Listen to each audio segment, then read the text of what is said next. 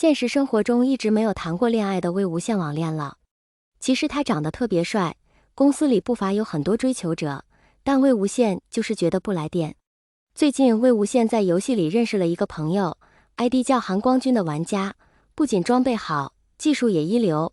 魏无羡跟他玩了几次便深深折服，厚着脸皮问人要了微信。通过好友后，魏无羡发现对方是男生，便更放得开，有事没事就跟人聊天。韩光君话不多，但有时间都会回复。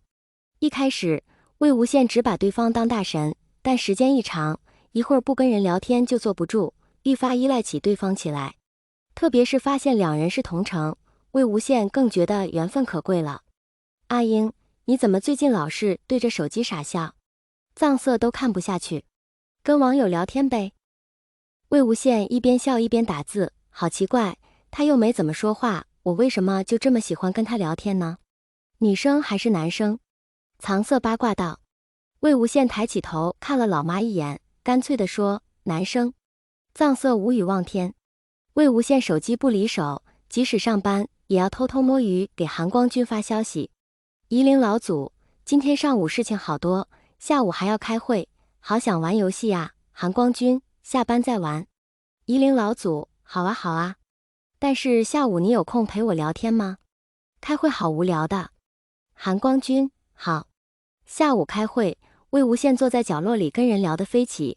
虽然韩光君依旧只回复几个字，但也挡不住魏无羡想要吐槽的心情。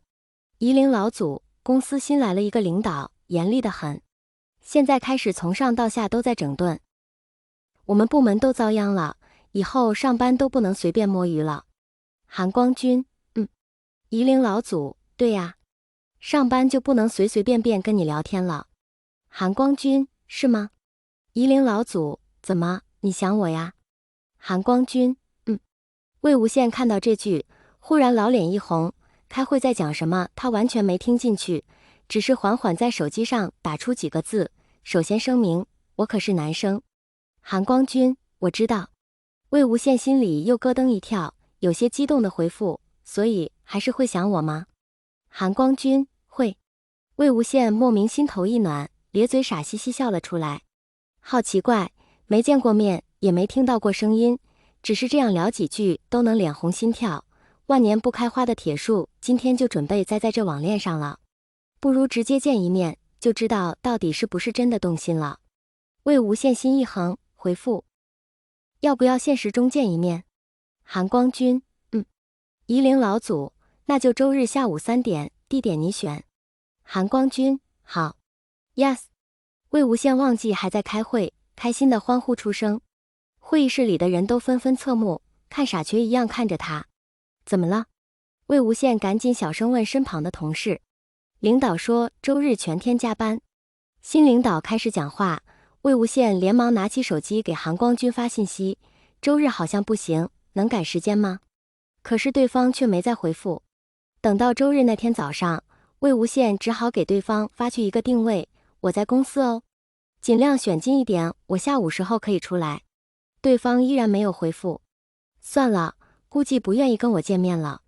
新任领导布置了一大堆事情，魏无羡埋头苦干，总算在3点前把事情忙活得差不多了。打开手机，韩光君还是没有回复。魏无羡，新领导叫你过去一趟。同事走进办公室，说道。魏无羡只好起身，拖着步子往新领导办公室走去。韩光君在做什么呢？魏无羡敲着门，心里却想着别的事。进来。